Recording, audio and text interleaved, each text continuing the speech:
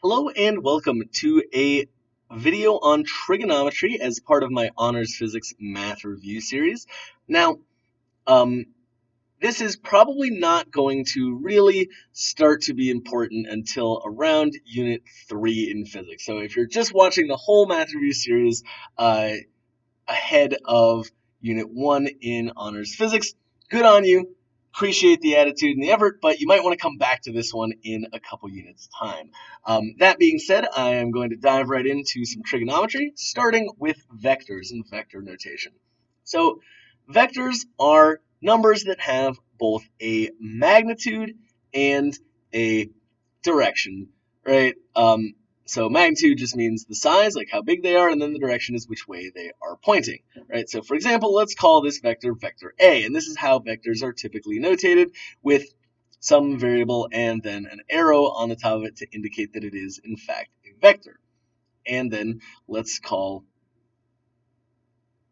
this vector vector B. Right, so if I wanted to say that vector A plus vector B equals some new vector C, right? So I want to add these two vectors together to get a vector C. I'm going to use the technique known as the tip-to-tail addition method, where I am just going to transplant B over so that it is touching the tip of A, right? So the tail of B touches the tip of A, right? So B goes down 1, 2, 3, and over 1, 2, 3, 4. So I can simply do that again, but right here, right? And then I can now draw the resultant vector C. And it would not matter what order you put these in, right? You could add A to the end of B, and you would still get the same size vector C, and it would still point in the same direction, right? So that's vector addition, the tip-to-tail addition method, and we can also engage in vector subtraction, right? So let me make a new vector A here. Let's go really crazy with it. There's vector A, and let's say that this is vector B, right? Well, if that's vector B, then negative vector B would just be vector B, but pointing in the opposite direction, right? And so vector A minus vector B is equivalent to vector A plus negative vector B, right? And so if we want to subtract vector A minus vector B, we simply add vector A to negative vector B, right? The same way that we did before,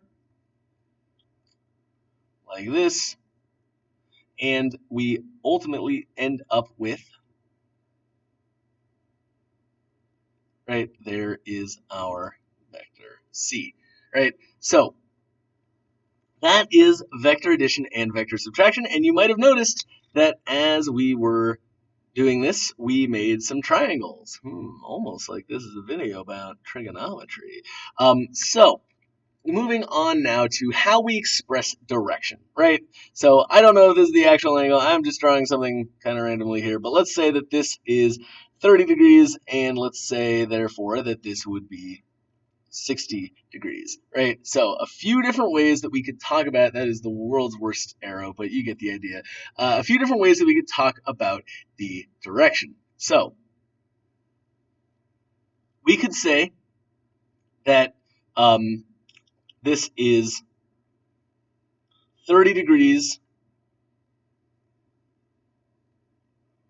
above the horizontal, right?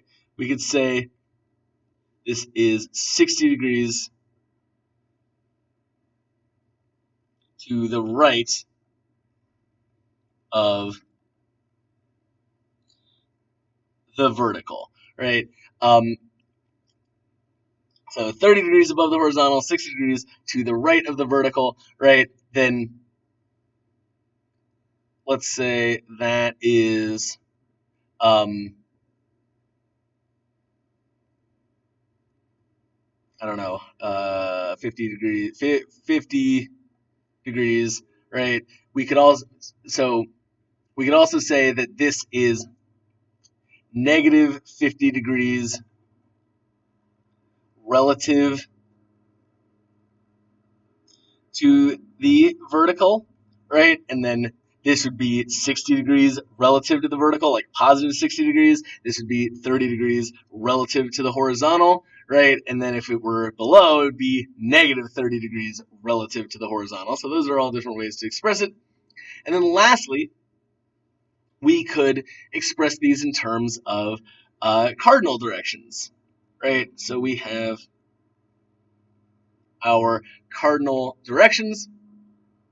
So this would, of course, be 40 degrees right up here. So in terms of cardinal directions, and this might be how you most often hear me describe direction. So if this direction here is due east, right, like going that way, then this would be 30 degrees north of east, right? Because this direction is north.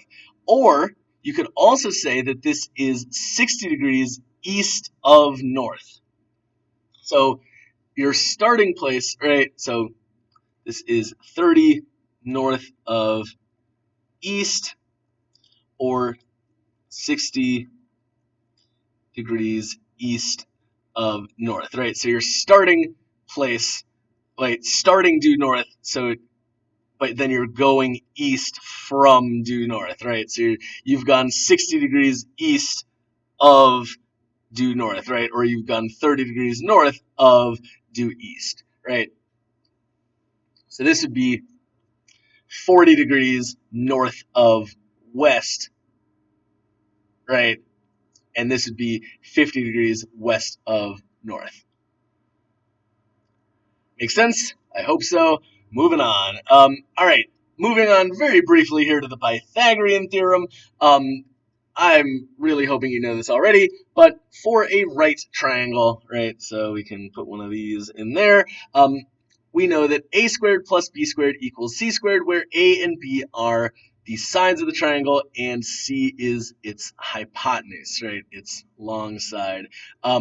And so some just common right triangles that you should have memorized, and if you don't, please memorize them, is just the classic 3, 4, 5 and 6, 8, 10, right? 9 plus 16 equals 25, so 3 squared plus 4 squared equals 5 squared, ain't that convenient? And 36 plus 64 equals 100, so 6 squared plus 8 squared equals 10 squared. So those, just be on the alert for those. Getting now into the trigonometric functions, should be familiar with SOHCAHTOA. So that stands for sine equals opposite over hypotenuse, right? So labeled here, the opposite and the hypotenuse. Cosine equals adjacent over hypotenuse, and tangent equals opposite over adjacent, right? Now, very often in physics, triangles are going to be oriented in the xy plane, right? Such that the adjacent side will be along the x-axis and the opposite side will be along the y-axis, right? And together the x and y-axis make a right angle to each other, right? So then you have your hypotenuse. So it's really important to start to think of these in this term, where like the x-axis is the cosine axis because it is related to the hypotenuse through the cosine, because the x-axis is that adjacent one, right? And then the y-axis is really helpful to think of as the sine axis because it's related to the hypotenuse through this. Now, of course, it's not always going to be true, right? Maybe you're given this angle instead of this angle, but very often, like if you kind of train your brain to think about these axes in this way, it is going to be beneficial to you. And I will show you what I mean in just a second. But one more thing that you need to memorize, because it's very important and it's also very easy to memorize, is simply please know the sines and cosines of 0 and 90 respectively. So cosine 90 is 0, cosine 0 is 1, sine 90 is 1, sine 0 is 0. And so with that, right, it's also worth noting that as sine goes from 0 to 90, you're getting bigger, right? And as cosine goes from 0 to 90, you're getting smaller.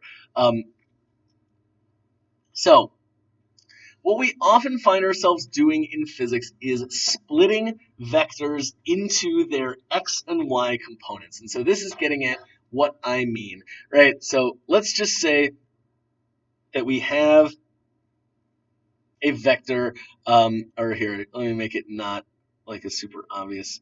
So let's just call this 70 degrees here, right? So we can split this vector, right, into an x component, so how much it goes over on the x-plane, and how much it goes up on the y-plane, right? Such that if you added these two vectors, the x vector and the y vector together, you would get this as your resultant vector, right? So what it is helpful to think of is like if this is, say, I don't know, 50 newtons, right? Then, like we said, the x-axis is the cosine axis, right? So this would be 50 cosine 70, and the y-axis is the sine axis, right? So this would be 50 times, here I didn't give myself enough room there, but this would be 50 sine 70, right? So that is a very common thing that we have to do, is to split up vectors in that way, and you should be able to just immediately look at that and know, like, oh, the y is going to be based on the sine, the x is going to be based on the cosine, right? Note that sine of 70 and cosine of 70 are both numbers that are smaller than 1, which makes sense because both of these should be, right, smaller than 50, because they are not the longest side of that triangle. So that is what I have for you on trigonometry. Oh, one more thing. Sorry. I thought I was done here, but one more thing. These are the basic trigonometric identities. I know that there are a lot more trigonometric identities, but these are the ones that you will really need to know in honors physics. Tan is sine over cosine. Cotangent is cosine over sine, or 1 over tangent. The secant is 1 over the cosine, and the cosecant is 1 over the sine. Please memorize these trigonometric identities. I know I've been telling you to memorize a lot of stuff in these math videos, but like, you gotta know this stuff. You really do, because it needs to be like that. It needs to just be second nature. So yeah, you should know the trigonometric identities. That's all I have for this video, so I hope you've enjoyed it, and I will see you next time.